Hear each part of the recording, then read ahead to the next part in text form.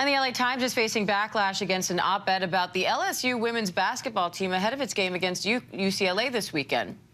That piece compared the two teams, calling UCLA America's sweethearts and LSU dirty debutantes.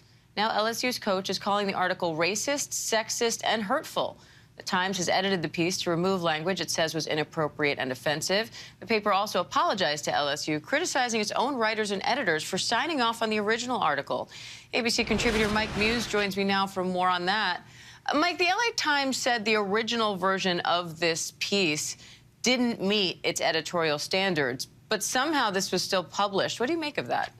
Yeah, that's the part that really troubled me, is that it was able to get through the standards process of the LA Times and that no one was able to catch the offensive and racist nature of this article. It is times like this when you begin to think about the editorial boards of these publications and to really understand who is in the room while these articles are allowed to get published. It's important to have people in the room who could offer another voice into the sensitivity of this issue because it was not rooted in anything that was data-based or fact-driven. Now, LSU ended up winning that game in the Sweet 16, but Coach Kim Mulkey said she would not let this commentary go unaddressed. But this isn't the first time LSU and its players have faced this kind of criticism or these kinds of descriptions. Why do you think that is?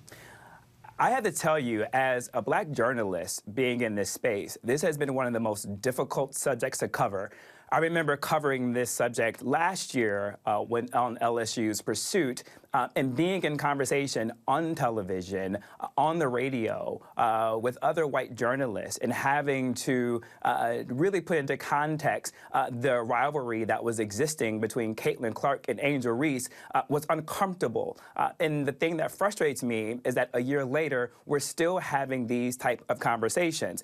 LSU is a majority black team. LSU plays with a different style of play. LSU has a flair about their style. Their ball handling is so athletic. The way they do trick plays and jump shots, the way they are aggressive and taking it to the basket. If it was a male sport in the NBA or college men's basketball, they would be called athletic and aggressive in a positive way. I watched the North Carolina State versus Duke men's basketball game yesterday, and the commentary was all about these guys playing so fun, playing aggressive. This is what college sports is about. This is what March Madness is. But yet somehow when it comes to LSU, they are demonized.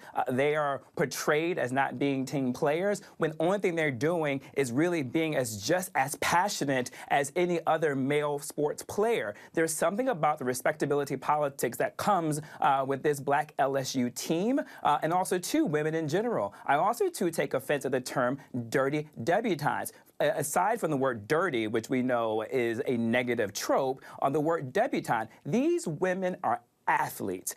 There should never be any association with the word debutante and not calling them athletes. The way that we have handled this conversation between Caitlin Clark and Angel Reese, it is becoming racialized. All the way last year with the hand motion, the way that it was phrased with Caitlin Clark was not the same way that was handled with Angel Reese. When you look at the Gatorade commercial that we're seeing right now, Caitlin Clark was talking about all the women and young girls that she's aspiring to, and you saw a lot of white young girls in there, which I really found fascinating when Angel Reese yesterday in her post-interview conversation on the court, she said she hopes that she can represent young girls who are in New York City, in Brooklyn, really attracting young black girls. Both can be true at the same time. But when you start to use these type of articles to address these racial tropes, you polarize the conversation and you insert race into a place that does not need to exist. And I know even Caitlin Clark last year addressed it, saying, it was all part of the game that they have this kind of trash talk and that it's,